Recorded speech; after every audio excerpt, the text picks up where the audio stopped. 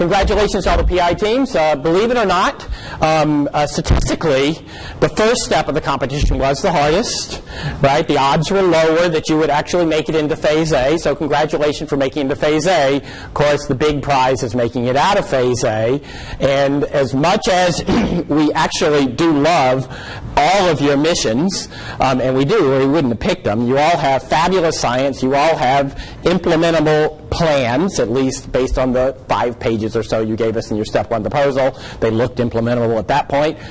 We really would like to do all of them. Of course, we are not going to do all of them. We're going to do as many as we can afford. Right now, as many as we can afford looks like the following. First of all, with the new budget year, we have split the Explorer program into Astrophysics Explorer and Heliophysics Explorer. They have separate budget lines. They are no longer being played off against each other. The Astrophysics budget line has already been augmented in response to the Astrophysics Decadal Survey. And so we know that unless our budget changes from what we're currently planning, I can't speak. I mean, they're going to vote on my budget next week or this week. I guess next week, when the House comes out of recess, they're going to vote on the NASA budget for FY12, and then in February, the President will tell me what the NASA proposed budget is for FY13. But right now, we're planning a budget in Astrophysics Explorer that allows us to down-select 1 full mission and 1 mission of opportunity. In heliophysics, it's a little more complex. We don't currently have enough funding to guarantee we can select 1 full mission and 1 mission of opportunity. But all of the missions and missions of opportunity are being proposed at different cost points. And so whether we can pick 1 or 2, or 3 if we decided to only pick missions of opportunity, which seems unlikely, but it's technically possible, it's logistically possible. In any case, how many we can pick will depend on which ones we pick, because we have a total budget availability and everybody's coming at different cost points. We'll certainly select at least 1. I mean, I can't add anything to that, can I, Barbara? That's it. Okay, so that's it for now. Okay. I just want to remind all the PI teams that you aren't being evaluated for the next 2 days. So nobody is going to write down or score you on anything that happens the next 2 days, which means you're free to take advantage of this PI forum to help benefit your team to the maximum extent possible. When you are, all the PIs will have an opportunity to brag about the missions that they're studying in Phase A when they are hosting one of the panel discussions, and so you can brag to your heart's content, and you won't be evaluated, and your competitors are in the room, and so do with that as you will. Okay, a couple of business items for all 10 PI teams. First of all, we have posted the Phase A guidelines. I'm sure you've all read them. We want to do one update, if necessary, on the Phase A guidelines. So within the next week, if you have any comments or questions you want to submit to us on the Phase A guidelines, where we might tweak some ambiguities or something. We don't believe that we're going to make any major changes, but if there's some fuzzy language or something that doesn't look right to you or something you'd like to have clarified, within the next week, get us those comments, and if appropriate, we'll do an update to the Phase A guidelines to resolve any problems that you might find in the current version of the Phase A guidelines. And I guess any comments you have should be sent to Jeff Newmark and Wilt Sanders, who are the headquarters. I guess, Jeff, you're the single POC. So, right. So Jeff Newmark is the we've identified Jeff as the single focus for input from the Phase A teams, and then he will make sure it gets distributed amongst the entire Explorer team for adjudication. Tim? So, Paul, when do you think you'll have those updates out? In next week. I mean, okay, so the next revision. If we have to revise it at all. Maybe we won't revise it at all. So, right? We don't intend to make any major changes, but if we have to tweak any language because it's ambiguous, we know what it means. We don't think anything's ambiguous. So. It's beautifully written, with numbered requirements and straight margins and everything. It's really nice. Okay. Finally, to all the PI teams, this is a request from headquarters. It would be really helpful to us if you would provide us with a one-page view graph that describes your mission that we can use when we're talking to the community and saying these are the missions that we are currently studying in Phase A. So you can put on it what you think are the most important parts of your mission for headquarters to show to the community, and you can make sure there's nothing on that chart that you don't want said to the community. Okay, so if that'd be really useful to us. Otherwise, we're going to need a chart on your mission when we talk to the community. And if you don't provide us with one, we'll make one ourselves. So this isn't a requirement; it's a request. There's no penalty for not providing it to us. Okay, it's an opportunity for you to scope the way that we talk to the community. Okay, that was it for my opening remarks. And any questions along those lines? Okay, I'm now going to move into the first presentation. Okay? I don't want you to think that you got the reserves here, but originally the speaker in this slot was Ed Weiler, the Associate Administrator of the Science Mission Directorate, and then, of course, Ed retired. And I said, Ed, we have lots of NASA retirees speaking at the PI Forum. Why don't you come, right, and speak? He said, well, yeah. So he said no. He said, I retired. I'm not actually going to tell you what he actually said. So then I went to Chuck Gay, whose name is on your agenda, the Acting Associate Administrator for the Science Mission Directorate. I went to him immediately. In fact, I went to him immediately when Ed announced his retirement and said, Chuck, will you do it? He said, of course I'll do it. I would love to do it. That's great. And then a couple days ago, Chuck says, well, he says, I used to go to all the meetings that Ed didn't want to go to. And now I go to all the meetings that Ed didn't want to go to and all the meetings that Ed did want to go to. So, Paul, I'm sorry I don't have time. I just can't take the morning off and come out to Annapolis. And so he delegated to Colleen Hartman, who's the Assistant Associate Administrator in the Science Mission Directorate. And as of yesterday morning, Colleen was definitely going to be here to do this talk. And then yesterday afternoon, Colleen says, well, Paul, the administrator called a special meeting for Tuesday morning, and I have to go there, and so I can't make it. And so you guys have me. I'm fourth string. Okay. So here I am. I'm going to talk a little bit about SMD. I'm just going to speak about what we're doing, some of the context, and come to the context for what you have to do to be a successful mission. I am not going to talk about how you successfully get through Phase A. I'm going to talk about after you're down selected, and you all believe you will be down selected, after you're down selected, how do you be a successful NASA science mission? Okay? And that's what most of the PI Forum is about. It's not about succeeding in Phase A, except for Cindy's going to talk a little bit about that, and there's lots of nuggets that will be useful for that. Next chart. Okay, NASA's science program is looking at the big questions, and you guys are addressing the big questions. And these are the ones that are in the NASA strategic plan. How and why are Earth's climate and the environment changing? How and why does the sun vary and affect the Earth? How do planets and life originate? How does the universe work? There's a little tiny question. How does the universe work? What are its origin and destiny, and are we alone? So NASA's science questions are clearly articulatable. We all go out there and talk to the public and articulate what we're doing, and we can excite them because, damn it, we have an exciting science to do, and that's what makes it so much fun to be a part of the NASA science program. Next chart. So, Science Mission Directorate, we have 60 missions in operation. We have 27 more in development. That 27 includes 2 out of this group. It might, there's going to be more, but I'll show you on the chart how I handle that. We don't know exactly how many. We fund more than 10,000 U.S. scientists. We're partnering with dozens of federal agencies, 60 other nations. SMD has about a $5 billion budget annually. At least 10% of that we invest annually in technology development, in both focused and low TRL mission technology development, and NASA has a huge impact on how people think about the Earth and the universe. Next chart. Next chart. I'm not going to do that one.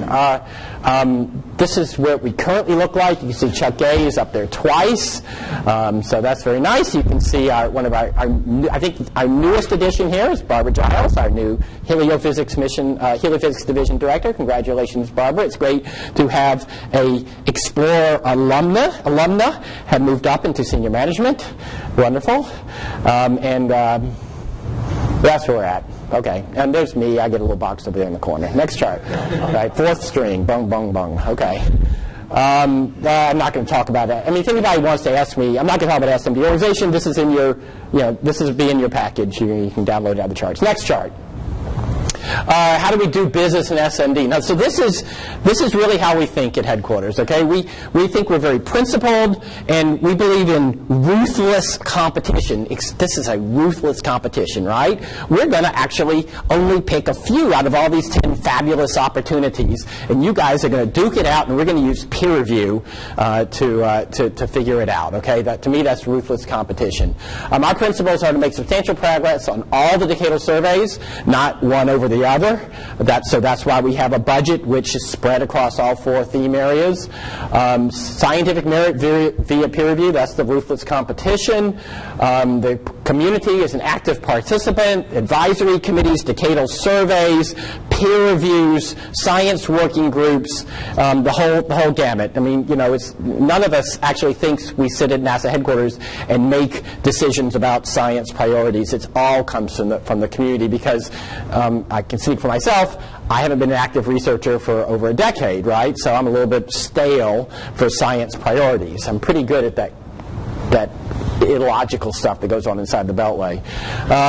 We partner to leverage our resources. We have a balanced portfolio of large, medium, and small opportunities within our budget. Broad public communication. That's why during Phase A, you guys get an opportunity to show us an EPO plan and to demonstrate to us how you can use your mission and your science to further the nation's education objectives. Okay? It's not about your mission when you're doing EPO. It's about the nation and the future of the nation. And then, of course, we have high standards for accountability, transparencies, accessible results, etc. All right, next chart. Strategies. I think this is mostly repetitive. Next chart. 4 decadal surveys. Looking forward to the heliophysics one early in 2012 to update that one. Next chart. Broad classes of missions. Let's skip this. This is a standard. I didn't put these charts together. I inherited them. Number 4th string. Okay. All right. So here's the meat of this particular opening session. Okay. Challenges of PI-led missions. Okay. Number 1, cost control. Okay. And so there's a lot of levels of why cost caps and cost control are important for PI-led missions. One is when we ran the competition, we set a cost cap so that we were comparing the science of comparable sized missions. It's really hard to try to balance, a $100 million proposal versus a $500 million proposal, because the $500 million proposal sure as heck better have better science or more science or something than the $100 million proposal. How do you peer review that? How do you get input from the community to help you adjudicate what's the right place? So that's why we break our competitions up into different cost points, SMEX, X, mid-X, large X, whatever, in the Explorer program. So the first thing is that we picked your mission because you convinced us at the pre-phase A level in your step 1 proposal that you can do the science you promised for the cost you offered to NASA and to the nation, okay? And we didn't pick another mission who may have offered comparable or better science who we thought cost 50% more than you did, and therefore we didn't think they could do it under the cost cap, okay? And so we didn't pick your mission only because your science was amongst the best science that was proposed. We picked it because it had the combination of being amongst the best science proposed, and we believed that you could hit the cost point that you offered to us. Okay, and we turned down people who had good science who we didn't believe could hit the cost point. And so if we then don't care about the cost cap after you're selected, that's voiding the whole competitive basis on which you were selected. So I take that as chief scientist, as keeper of the competitive processes and integrity of our competitions for the Science Mission Directorate, I take that very seriously. Okay, so that's one reason why cost caps are serious for PI-led missions. The second is, you may have noticed that there's a lot of controversy about certain missions that have overrun their originally advertised costs. Okay? There's a lot of attention inside Washington against all federal programs and whether they are delivering the benefits for the costs that were promised to the Congress, to the administration, to the American people.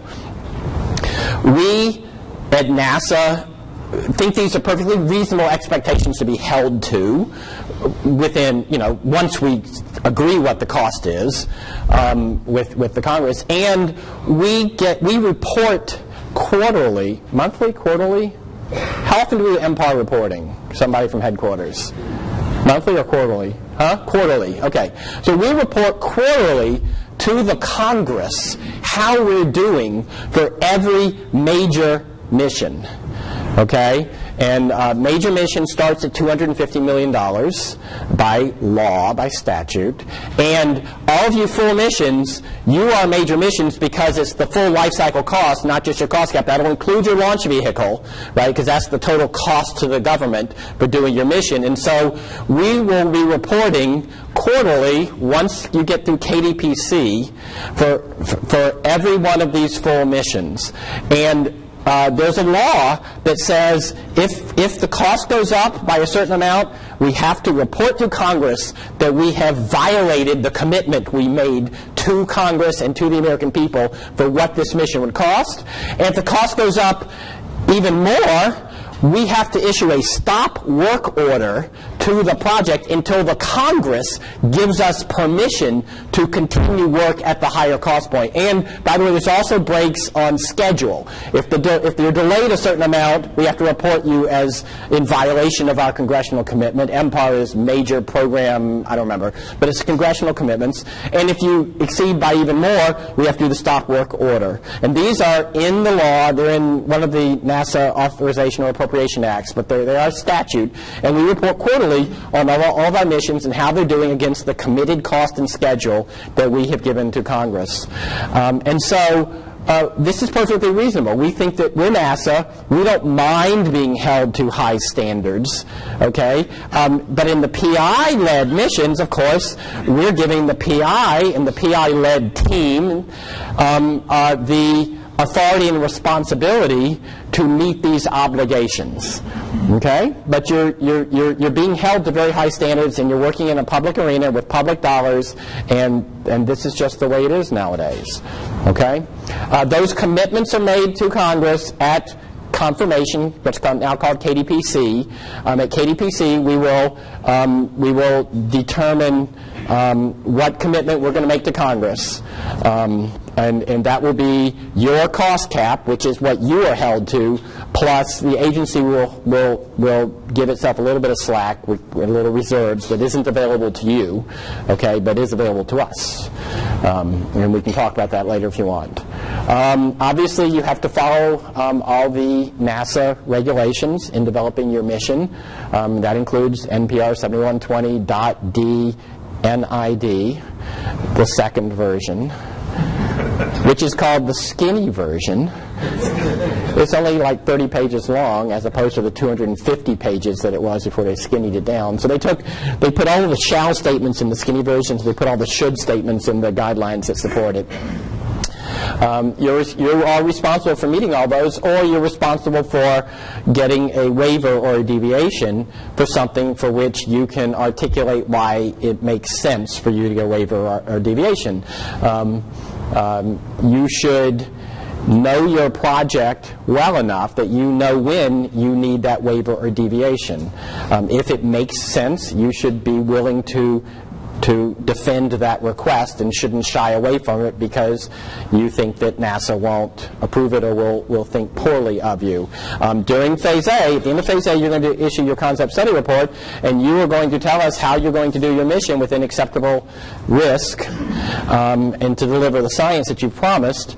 And the AO was serious when it said that, you know, we give the PI authority to propose their own processes, and that means to tell us when you want to deviate from NASA regulations and to explain why you think that's a good thing to do. And we will review it very seriously without malice aforethought. Okay? Finally, PI-led missions isn't just about the PI team, it's about the science you enable for the nation and for the world. And so, you know, all your data is public domain immediately. If it doesn't make sense to give it to the rest of the science community immediately because it needs to be calibrated, validated, and archived, you can propose the amount of time it takes you to do that, but that's not to pretend that you get what used to be called a proprietary period. In the Explorer program, as the AO said, the data is public immediately upon your taking it, and you need to provide us with a plan, a well thought out and fully costed plan in your concept study report that shows us how you're going to not only do your own science, but provide the fabulous data that your mission is collecting to the rest of the community so they can do even more science with the data that you're collecting. Okay, next chart. I'm getting towards the end of what I'm going to say. This is stuff this is an Ed Weiler chart, okay? Ed has been around even longer than me. He's been around so long he can retire. And his number one message that he used to say based on years and years of experience is a PI who thinks that he or she is in charge and can do it all his or herself is going to fail. This is a team enterprise, okay? And you, as the PI, as the project manager, as the leader in this team, need to establish that working relationship, that hierarchical organization, that management control board, whatever processes your team can work within the personalities that makes up your team, within the kind of implementation your team has, within the organizations that are partnering and to do this mission. You know, you have to have a team success methodology, and we, you know, when we review you for technical management and cost, that's the M, that's the management. Do you have a way of doing all the hard work you have to do, making the hard decisions, pulling together the prickly personalities and the prima donna organizations and getting it done successfully? That's what we look for. Okay, that's what we look for the M part there. Leadership skills. Look, all the PIs have already demonstrated quite impressive leadership skills because you got a bunch of people to write a winning proposal, okay? And we recognize how much hard work that was, and those leadership skills will be tested even more during Phase A and really tested during Phase CD if you are selected to move forward. Actually, Phase B too, getting through confirmation. So you know, step will be a new learning experience for you as a PI if you haven't been through all those steps before. If you have people on your team who've been through all those steps before, they must have warned you and you still agreed to be PI. So I congratulate you for that, or I pity you for that. So that's that, okay? And a PI who disengages is not going to be successful. The PI is the glue who holds the team together. A successful PI can delegate or not delegate depending on their personality and their skill set, but the PI's engagement and leadership is clearly key for the success of a PI-led mission, which is what we're all about here in the Explorer program. So I think the next chart is at the table. Is my okay. I think I said all that. I said all that. Next chart. Communications. These are just some management keys. I'm sure that lots of the storytelling we're going to see over the next 2 days is going to emphasize these kinds of lessons. But you know, being fully engaged as a PI means great communication amongst your team, using the lines of communication, and both formal and informal, that it takes for you to be successful. NASA has learned through failures about the importance of minority points of view, the importance of being able to raise your hand and say you're uncomfortable with the way something is going. Every project, every team that's represented here needs to make sure that they have learned those cultural lessons, and that the really qualified and capable people you have in your team have the authority to point out when they think something is going south, and have it brought up and considered so that the team can be successful. If you let problems fester, they're going to get more and more unsolvable. Where I work, that's a code word for budget, but that can also be technical problems, right? If you've got risks on your 5x5 or whatever, and you're putting them off, you're probably constraining your solution space to be less and less desirable as time goes on, and that's a lesson learned that I'm sure will come up in the stories as well that we're going to hear over the next 2 days. Next chart. Okay, I've already emphasized all this. PI involved, cost and schedule overruns, problems snowball. Well, they snowball and then we cancel you. Okay, so that's just the way it is nowadays. We have canceled Explorer missions that were down selected into Phase B. Okay, every one we've canceled was a different story, but it's not the case that once we pick you into Phase B, we're going to do you come hell or high water. You've got to get to confirmation and still be within your cost cap. That's just the way it is. Overruns affect other projects. Can anybody spell JWST? We're pretty fixed right now on keeping projects within their cost envelopes right now. Okay, and we're going to look really carefully at the end of Phase A at your D-scope plan, at the robustness and the resiliency that you show us in what you have as D-scopes and what the flexibility it is between your baseline mission and your threshold mission. Okay, because those are additional resources available to you in addition to your cost and schedule reserves that allow you to be successful. Next chart. You're the PI, you're in charge, but you're responsible to NASA, but, if something goes wrong, NASA takes the hit. And so that's why we want to work closely with you to make sure you're successful, to make sure that the promises that we together as a team make to the American people and the Congress are promises that we truly believe we can meet, and we have every intention of meeting, and that we believe we have the resources to enable us to meet. You guys are asking to be put in charge of missions that cost from the tens of millions to hundreds of millions of dollars. That's a privilege. It's not a right, and it comes with responsibilities like this. All right, next chart. Okay, final thoughts. It's all about the people, the relationship, the leadership of the PI team, and the team leadership is here at this PI forum. That's who we invited. Being able to listen and ask questions is just as important as being able to give direction. Pay attention to, these are engineering things, so I'm not going to speak knowledgeably about them, but qualification by similarity, unverified failures, heritage, flexible INT schedules. Actually, these are the things that we read about and we go, okay, and then we ask you a lot of questions about them at your site visit. Okay, so just to let you know, if these are things that you need to tell us to. Test as you fly, fly as you test. That's a mantra, and there's a reason why it's a mantra. And being a PI and being a PM, being a leader in a space flight mission, it's very tough. A lot of experienced people in this room who know it, but incredibly rewarding. All right, next chart. All right.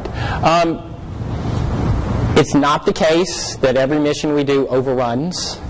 Okay, and here's a chart of missions that didn't overrun or didn't overrun by much. Okay, See, a few percent positive sometimes, some negative percents. So this is right now the chart that we show that demonstrates that every mission we do doesn't overrun, because only the missions we overrun make it into the press. Okay? But it's only a small fraction of missions that SMD does that overrun. And so here, you would love to have your name on this list. In fact, there are people in this room who managed missions on this list. And I hope when they get up and speak, they said, hey, I was on Paul's list.